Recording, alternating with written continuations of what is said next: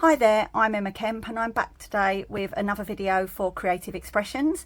Today's video came about because we've had some questions from our lovely customers and followers about how we make our flowers using our flower die sets. So I thought I'd do a video to show you lots of different ways to use the flower dies, starting with the basics, which is going to be today's video. We're going to look at how to shape the leaves, how we can actually construct flowers, from different ways that we can do that. But then there's actually going to be a part 2 of this where I then show you how to step things up. So different materials that you can use, other ways that you can use the flower dies so that you can get the most out of this product. So we're going to look at lots of different die sets across the 2 videos. In today's video, we're focusing on this die set. So let's get started. I'm coming in first with our Traditional Poinsettia die. This is a 1-piece die, and as you can see, it cuts 4 petals and then 2 centres. This is from the Florist collection by Jamie Rodgers Crafts, and I've cut this out of our Gladiator Red cardstock by Jamie Rodgers Crafts. So I've cut multiple petals here. I'm just going to bring these in. And while I'm doing that, I'm going to actually start with just a couple of tips for those of you who are unsure about how to build flowers up and the different ways that you can use our dies. Now, one of those tips is definitely check out our idea gallery. If you haven't seen this already, you can find it on the Creative Expressions website. It has a wealth of inspiration. If you go into the idea gallery, you can go on there and view by collection, and then when you click on the collection, it shows you a number of different projects made with that collection. You can click on the images of individual die sets or stamps, and that will show you specific projects made with those stamps or dies. You don't have to go to the idea gallery. You can also just go to the search bar on the Creative Expressions website, enter the name of the die set or the stamp set or the stencil or embossing folder that you're working with, and then when you click on the main photo, there is usually, for most items, a kind of a reel of pictures that you can scroll through, again with project inspiration. Another thing that I tend to do with flower dies, or any die that I have actually, and I've actually shared this in previous videos as well, is whenever I get a die first, I always cut it out of copier paper, because I think that just looking at it as metal, it's very difficult sometimes to see how that's going to look in real life. But sometimes it's nice just to be able to cut them out to be able to actually see, and copier paper is a good way to do that, so you're not wasting your card. When I do that, when I cut these out, I actually cut multiple, so I might cut this 3 times out of copier paper, because as you can see, for the petals there's 4 different sizes here, so that way you'll have several of each size, and then you can try different ways to shape the leaves and different ways to build them, and that's a really good way of getting some inspiration before you start. Going back to the Traditional Poinsettia, here you can see I've cut this out a few times, and I've done this because I wanted to show you a few of the basic ways that I start. So first of all, as you can see, we've got the different sizes. Not laid these out very well, have I? So here we go. Look, you've got the largest size, the next size, the next size, and the next size down. And you've got options. As always with our products, there are lots of different options. You can layer these up by size. And it's always nice to stagger the leaves. That's a good way to do it, so that you're, as you can see, I'm kind of turning those as I go. And straight away, you've got a really simple flower there. You can add a centre in the middle, whether it's this one. You've also got this one. Obviously, I've done that a bit wonky, but that is just a very quick way, and you can keep it flat. You've also got the option of just doing one size, so you could cut multiple of the largest size. I mean, this alone just makes an absolutely beautiful flower, and you've got that, so you can just make one size. And again, we're just sticking with keeping them flat at the moment. Again, you can cut as many of them out as you want to build that flower up and get that added dimension, but you can see they're just simply layering them up and having different sizes. Just 2 alone, that just looks so pretty. And you don't have to use these as the centers. So for example, just showing you here, this is how I store all my little gemstones and bits and pieces. You can take some little gemstones, you can take some little sequins and pop those in the middle. You can use them flat, you can use them all in one size, you can stagger the sizes, you can layer them, go down in size and not actually stagger the petals. So how I just showed you them with the petals all staggered, you could, if you wanted to, just have them like that, and that is absolutely fine. You could add a bit of foam between each layer to really bring the flower up, and that would look really, really pretty too. Just some thoughts there. Now, in terms of shaping, you can use lots of different things on your desk. These, I think, were fondant shapers for cake making. I think that's what I originally got them for. And you can get them for card making as well. They're called shaping or embossing tools. So, for example, if I just bring this in now, I've just got a piece of foam. Hasn't got to be any kind of anything special. It's just something that's got a bit of give. It can be that you've got around the house. Sometimes you get things like this in packaging and bits and pieces like that. Let's have a look at the bigger one. Now, like I say, you can use one of these tools. You can see they've got different ends for different effects. I also often use things like bone folders. It's another good shaping tool. You can even use something as simple as a pencil when we're shaping the leaves. I've got my pokey tool here. I like that because it's quite rounded, so something that's quite curvy can be quite handy. So just looking at this leaf, for example, one of the things that you can do is just, so anything with a rounded end, that would do it, but equally a pencil would do it. And that's already giving you a bit of dimension.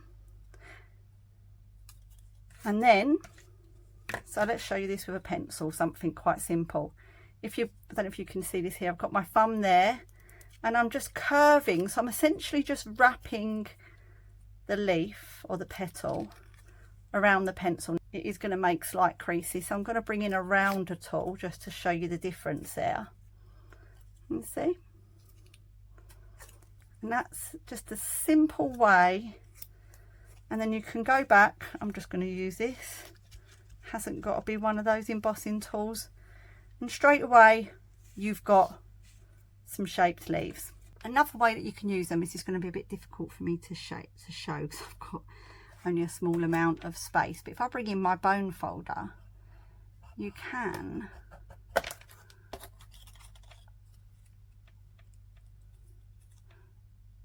you can do that even without the folder, but without scoring them. But if you've got a scoreboard, you can score them down the middle.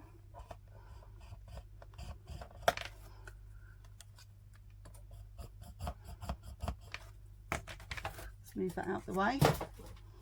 That's quite cumbersome. Just enough to give them, your nail could even do it. In actual fact, your nail might be far easier. Just to get that little fold. Let's see how it works. Scoring on here.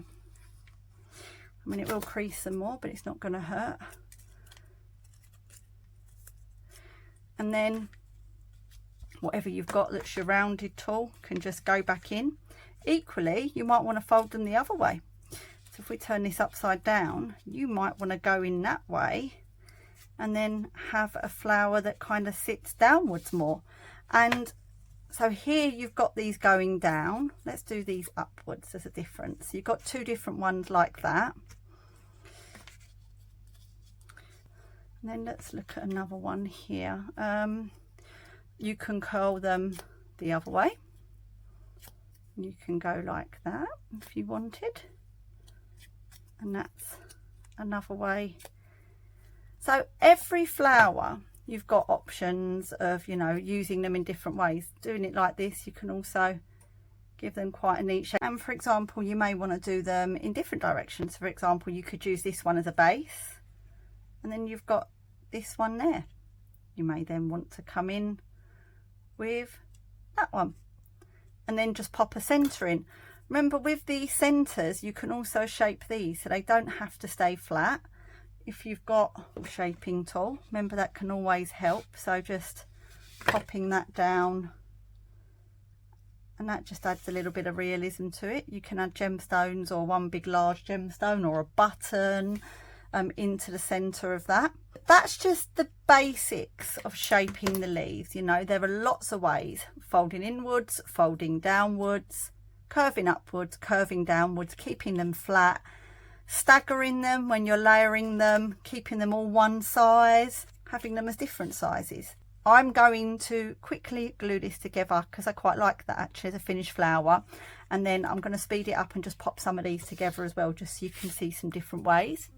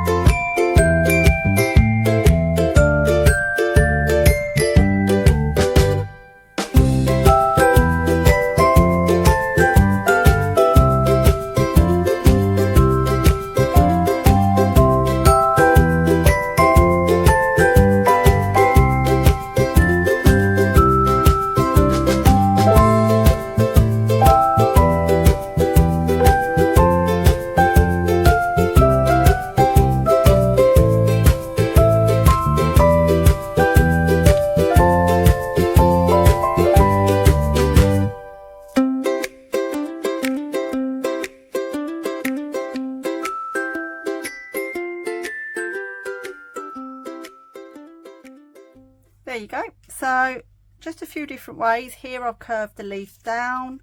Here I've used 3 different ways. I've got down, I've got folded in the middle to curve them up, and then actually curved up with a more rounded shape. Here I've kept the bottom one flat and curved the other 2 up. And here I've just kept them completely flat. And again, it's probably a bit too large, that one. Yeah, that is. You can just pop a little gemstone or something like that in the middle. But just some different ways, just from one set. Before we finish, I just wanted to show you one more thing that actually came to mind. It came to mind after I edited this video, so I'm kind of popping back and adding this in. You may have noticed throughout the video that I often refer to petals as leaves, and I did try to correct it at the beginning of the video, but then I realised I did it so much I gave up. But when I was doing that, it actually gave me a thought. I don't know if you noticed this, but on the traditional poinsettia die, the petals do actually look like leaves. Maybe that was why I kept on doing it. So I've cut it from green cardstock, and this is our pine green card from the Foundations range by Creative Expressions. And I'll just show you. You can see here it is just a series of leaves. So you can just cut these out quite easily and have a leaf shape. So again, just like that.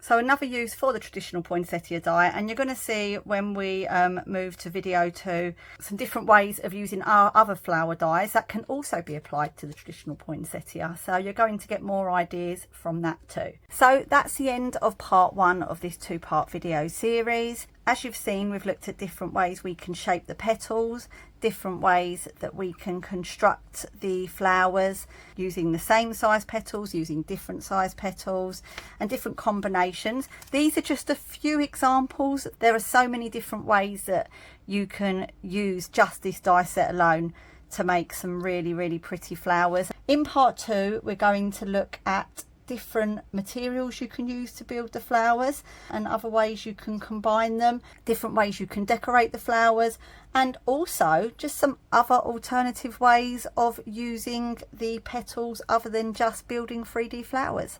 So keep an eye out for part 2. Thank you for joining me for part 1. Have a great rest of your day. Take care. Bye bye.